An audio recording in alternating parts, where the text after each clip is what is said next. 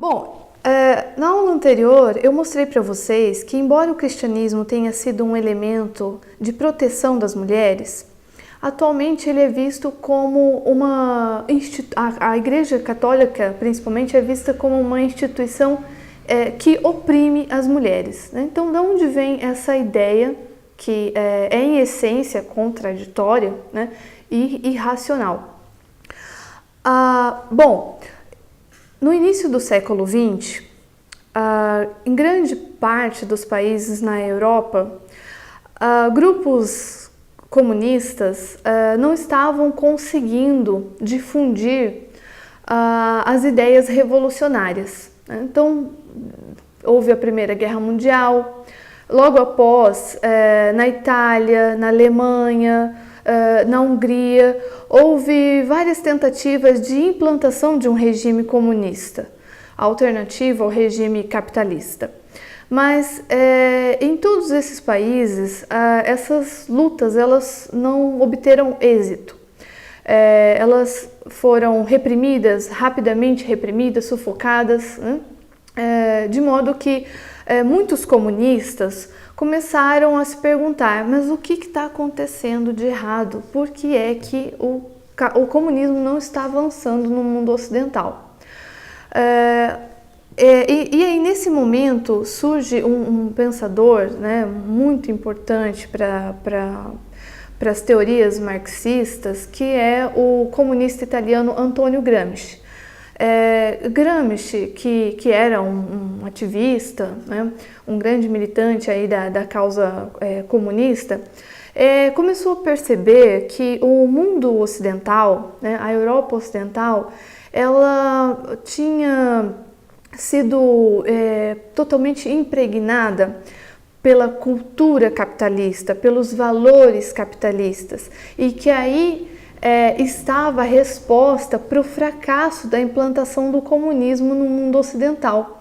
No caso da Rússia, ele acreditava que a Rússia não era ocidental suficientemente, de modo que a Revolução Comunista deu certo lá em 1917 com o Partido Bolchevique de Lenin. Mas exatamente, que cultura é essa, né? Quais são esses valores capitalistas que representavam obstáculos para essa revolução comunista? Aí o Gramsci, então, lógico, né, depois de muita investigação, de muito estudo, ele chega à conclusão de que esses valores eram, por exemplo, a ideia do direito romano, né, a filosofia grega e principalmente o cristianismo. Esses seriam os valores que tinham formado a nossa civilização moderna, né, a civilização ocidental, e que eram valores que davam sustentação para esse regime capitalista. Portanto, Gramsci entendeu que, se você quisesse implantar o comunismo, a primeira coisa a ser feita era um combate de valores morais, né? Você tinha que, na verdade, promover uma guerra cultural. Não é uma questão de mudança de regime político e econômico, mas é primeiramente uma guerra no campo cultural. E durante um longo período que ele ficou preso, na década de 20, ele escreveu lá que ficou conhecido como Cadernos do Cárcere, né, que é uma série de cadernos que ele escreveu durante o período que ele esteve preso, onde ele então ensinava, dava ali a receita, né, o passo a passo de como promover essa inversão desses valores, de como realizar essa guerra cultural.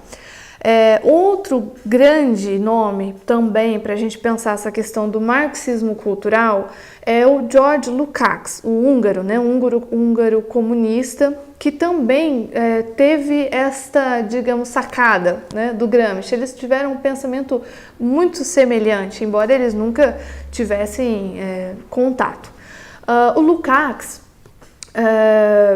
chega à conclusão, né, de que o regime capitalista ele era tão sofisticado, ele era tão desenvolvido, a sua forma de produção das mercadorias, ela era algo assim tão elaborado, que isso acabava resvalando, acabava refletindo em toda a organização da sociedade. Nada escapava a esse modo de produção. Esse sistema, né, consumista, que é o sistema moderno, capitalista, né, onde as pessoas trabalham e ganham salários com a única finalidade de consumir. Então, quer dizer, a vida das pessoas acaba sendo reduzida a essa ideia, né? Produzir e consumir. Então, isso acabou trazendo uma espécie de alienação, né, do indivíduo, do trabalhador, onde ele não conseguia mais pensar uma forma de sobrevivência alternativa a este sistema, de modo que ele ficava completamente refém desse tipo de produção, né, desse tipo de economia capitalista, consumista.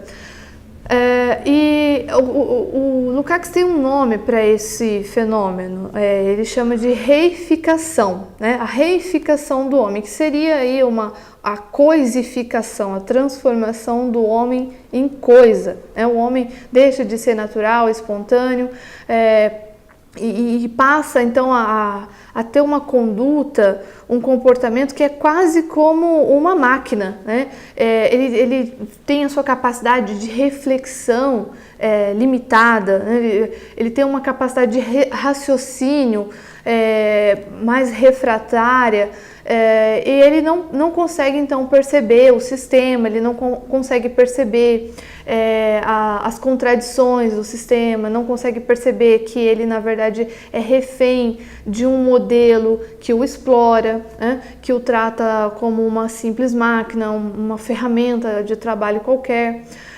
Então, quer dizer, ele fica alienado, né? Essa é a questão, né, pro Lukács. O trabalhador moderno, ele está completamente mergulhado nesse sistema de produção, também só pensa em consumir e não consegue ver nada além dessa lógica, né? Produção e consumo. Bom, então o Antônio Gramsci e o George Lukács, eles são dois grandes nomes importantes dentro disso que a gente costuma chamar de marxismo cultural, mas a grande influência vem mesmo da chamada Escola de Frankfurt. Bom, esta Escola de Frankfurt foi criada por uma série de pensadores comunistas. Se propuseram então a fazer uma análise, né, conjuntural, né, do momento que eles estavam vivendo, uma crítica, né, da sociedade que eles viviam, buscando entender exatamente como é que se dava esse processo de alienação. E aí, dentre os vários membros dessa escola, né, a Escola de Frankfurt, que são vários, né, não dá para falar todos, eu não vou listar todos, mas eu vou destacar alguns nomes que são pessoas muito importantes, que são pessoas que tiveram uma capacidade de influência muito grande. Por exemplo, né, primeiro aqui, né, eu queria destacar o Theodor Adorno, né, que foi certamente um grande representante da Escola de Frankfurt, que produziu vários trabalhos e que marcou ali uma linha de pensamento dentro dessa escola. Além do Theodor Adorno, também gostaria de citar o Max Horkheimer, né, que também é um grande nome da Escola de Frankfurt. Esses dois pensadores, Adorno e Horkheimer, eles escreveram um livro em conjunto no ano de 1950 que se chama Personalidade Autoritária. Eles se propunham a analisar o nível de fascismo nas pessoas que eram consideradas normais, né? Nessa época, eles estavam refugiados nos Estados Unidos, a Alemanha, como todo mundo sabe, né? A Alemanha, a partir de 1933, passa a ser controlada pelo regime nazista do Hitler, né, que inicia depois em 1939, a Segunda Guerra Mundial, e uma perseguição sistemática aos judeus. Tanto Adorno quanto Horkheimer, eles eram judeus. Portanto, eles tiveram que sair rapidamente da cidade de Frankfurt para não serem massacrados, né, para não serem levados para campos de concentração. Então, eles se refugiaram nos Estados Unidos e lá eles passaram então a fazer uma série de pesquisas, né, um estudo de campo, na verdade, coletando uma série de entrevistas, né, realizando uma série de entrevistas e coletando dados para chegar a essa conclusão de qual seria então o grau, o nível de fascismo nas pessoas consideradas normais, ou seja, aquelas pessoas que não eram lá membros, né, da SS na Alemanha, né, que não faziam parte de grupos fascistas, nazistas, mas eram pessoas comuns, né, pessoas que tinham lá uma vida simples, banal, né. E aí, nesse estudo, personalidade autoritária, eles vão identificar então quais seriam esses elementos que apontam um nível de fascismo das pessoas. Por exemplo, né, quais seriam ali traços fascistas? A ideia da valorização da autoridade e da hierarquia. E também a ideia assim de condenação de determinadas práticas sexuais. E aí eles entrevistaram um grande número de pessoas nos Estados Unidos e chegaram à conclusão de que aquelas pessoas conservadoras, né, geralmente identificadas com uma visão assim mais de direita, digamos, eram justamente aquelas que apresentavam um maior nível, um maior grau de fascismo, porque elas se mostravam muito predispostas a obedecer uma hierarquia, né, a se submeterem a uma autoridade e a condenarem determinadas práticas de condutas, por exemplo, algumas práticas sexuais, né, heterodoxas, para dizer assim. E, bom, o que é o resultado, a conclusão do Adorno e do Horkheimer nesse estudo aí, personalidade autoritária? É que aquelas pessoas normais, banais, conservadoras, geralmente cristãs, elas eram tão fascistas quanto aquelas pessoas que estavam lá promovendo assassinato em série de judeus na Alemanha, por exemplo. Né? Era um fascismo que não se expressava, né? Era digamos, um fascismo adormecido, né? Mas era um tipo de fascismo, é a personalidade autoritária. É essa ideia, né, de que existe uma hierarquia, por exemplo, a ideia da família patriarcal, né, uma família monogâmica, patriarcalista. As pessoas que defendem esse tipo de organização familiar têm um perfil autoritário, fascista, na concepção do Adorno e do Horkheimer, né? Então, basicamente seriam tão fascistas quanto os integrantes lá da SS de Hitler, né? Essa é a constatação do Adorno e do Horkheimer nesse trabalho, a personalidade autoritária. Outro pensador que teve também mais ou menos assim a mesma tese, né, que foi mais ou menos por essa linha de argumentação, mas acabou indo um pouquinho mais longe, foi o Herbert Marcuse. Herbert Marcuse também foi um grande expoente da escola de Frankfurt, muito famoso e que influencia demais, né, o pensamento nas academias, é tido como uma espécie de semideus, né? Bom, o Herbert Marcuse publicou uma obra em 1955 chamada Eros e Civilização. Nessa obra, ele faz aí, né, um casamento entre Marx e Freud, né, junta esses dois pensamentos aí para chegar então à conclusão de que a sociedade capitalista, a sua formatação, essa família tradicional, burguesa, né, monogâmica, patriarcalista, é um tipo de repressão das pessoas, exerce uma forte pressão sobre, por exemplo, a libido, né? As pessoas não podem se soltar, elas não podem ser livres de verdade, né? Sexualmente elas não são livres, elas têm um padrão, uma forma, né, de conduta muito rígida, muito moralista, e que, portanto, as tornam recalcadas, né? As pessoas da sociedade capitalista, burguesa, né? que se organizam dessa forma tradicional, numa família monogâmica, patriarcalista, elas são todas recalcadas, né? Elas são pessoas reprimidas sexualmente, né? Porque elas têm que se enquadrar num padrão moral que é tido como normal, né? E, portanto, elas vivem sufocando, né, os seus desejos sexuais, os seus instintos mais primitivos, aquela pulsão mais natural, né, que está presente em todo ser humano. Portanto, isso as tornam extremamente violentas, né, porque elas vão canalizando essa repressão, né, esse recalque, até num ponto que depois isso explode, né? Então, quer dizer, as pessoas seguram um pouco, né, até um certo ponto, elas conseguem segurar as suas pulsões, os seus desejos, os seus instintos até um certo ponto, mas chega um momento que isso não tem mais como, né, ser represado e tal. E aí eles explodem. E aí os homens fazem guerra, né?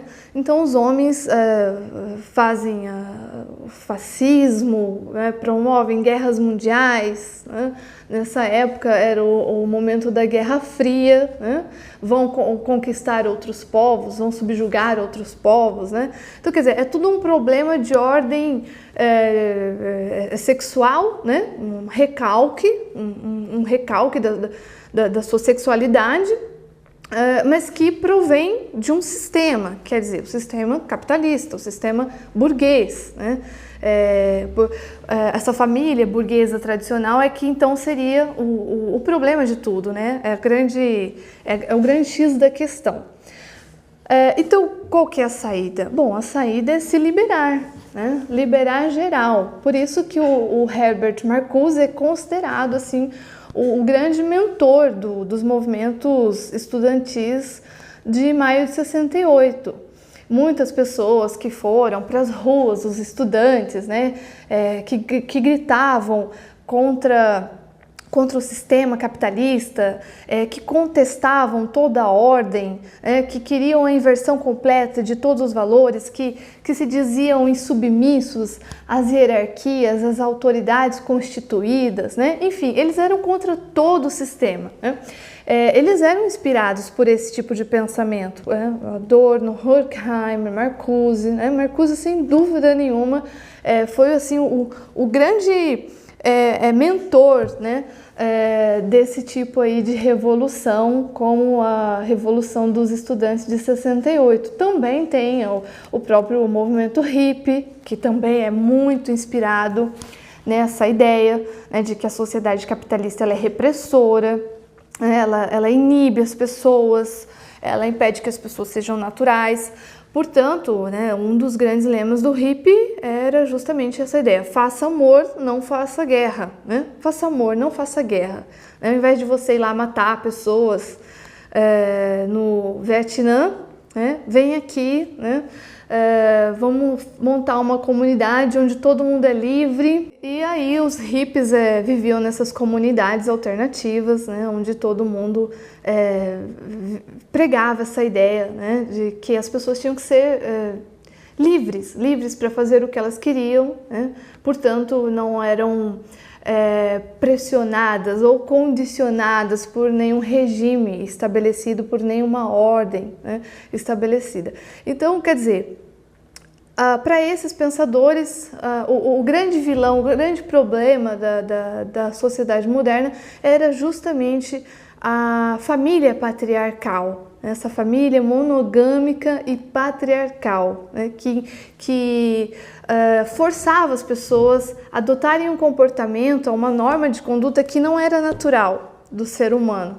E, portanto, isso acabava gerando uma série de conflitos, frustrações, recalque, repressão, que mais cedo ou mais tarde acabavam explodindo no formato de guerras. Bom, então, pessoal, como vocês perceberam, o marxismo cultural é esse ataque de valores. São esses valores tradicionalistas, né, de uma família monogâmica, patriarcalista, que obstaculizam a implementação do comunismo. Então, para conseguir concretizar a revolução, nada melhor, né, do que combater esses valores que acabam representando esses entraves. Então, é importante que as pessoas saibam o que é o marxismo cultural, porque muita gente acaba levantando bandeira do marxismo cultural sem se dar conta dessa realidade. E pessoas, às vezes, que são verdadeiramente cristãs, né, que têm um apego muito grande com esses valores cristãos, mas que acabam sendo iludidas, né, ludibriadas mesmo por essa propaganda marxista cultural, que é bonita, né, tem uma roupagem muito atraente, mas que no fundo é exatamente isso daí, é uma guerra de valores, de valores cristãos, de combate à família tradicional, né, valores que são fundadores da nossa civilização. É isso, ok? Muito obrigada!